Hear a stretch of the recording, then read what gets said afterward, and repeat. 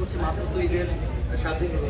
সব মিলে আমার মনে হচ্ছে যে যখন এটা আরও বেশি সাকসেসফুলি যাবে ফলে তখন আরও অনেক বেশি সারা একদম শুরুতে যখন স্ক্রিপ্ট লিখতে হতো আপনার যখন গানটার জন্য কথা ছিল তখন ওই প্রসেসটা আসলে কেমন ছিল? আমাকে প্রথমে এই সিনেমার জন্য তুমি ছাড়া যে গানটা, এই গানটার জন্য প্রথমে মেরে ভাই জানালো। আমি সিচুয়েশনটা জানলাম, জানার পরে আমার কাছে মনে হলো যে হ্যাঁ এটা আমার একটা জনরার বাইরের একটা গান। প্রথমবারের মতো এই জনরায় কাজ করেছি, রক এবং মেলোডি সব মিলিয়ে।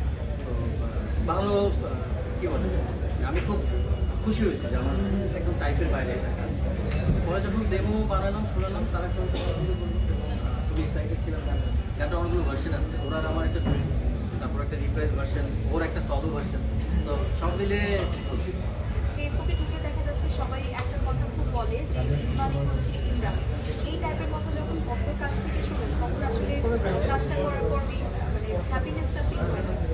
না, এটা আমার ফ্যান্সরা যদি আসলে বলে থাকে তাহলে আমি অবশ্যই তাদের প্রতি অনেক অনেক কৃতজ্ঞ। এবং আমার তো মিডিয়াতে 18 বছরে জানি, তো এই 18 বছর ধরে আমার ভালোবাসা পাচ্ছি, আরও ভালোবাসা পেতে চাই। কিন্তু তারা যতদিন ভালোবাসবেন তাদের জন্যই গাইব, যতদিন তারা গান শুনতে চাইবে তাদের জন্য। কিন্তু ঈদ আসলে এই যে আপনার গানগুলো এখন দর্শকপ্রিয় মানে জনপ্রিয়তা পাওয়ার যে ব্যাপারটা এটা আসলে কীভাবে ঘটে? ম্যাজিকের এটা আমি আসলে কিছুই জানি না। আমার কথা হচ্ছে বছরে আমাদের দুটো ঈদ, সত্যি বলতে সিনেমা তো আসলে হয় এখন ঈদে। তো 2 ঈদ ছাড়া তো আসলে সিনেমা ওরকম বড় সিনেমা হয় না।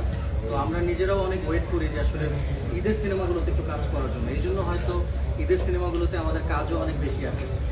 কারণ সারা বছর যদি সিনেমা হতো হয়তো তখন একটা কী বলে ধারাবাহিকতা থাকতো। তো এই জন্য ঈদের জন্য আমাদের সবচেয়ে বেশি অপেক্ষা করা, ঈদের কাজগুলোই আমরা চাই যে দর্শকদের কাছে বেস্ট কাজগুলো দেওয়ার জন্য। এবং দর্শকরা যখন ভালোবাসে সারা পাই। আপনার কাছে জানতে চাচ্ছি এই মুহূর্তে আসলে কেমন অনুভূতি কাজ করছে? অনুভূতি অসাধারণ।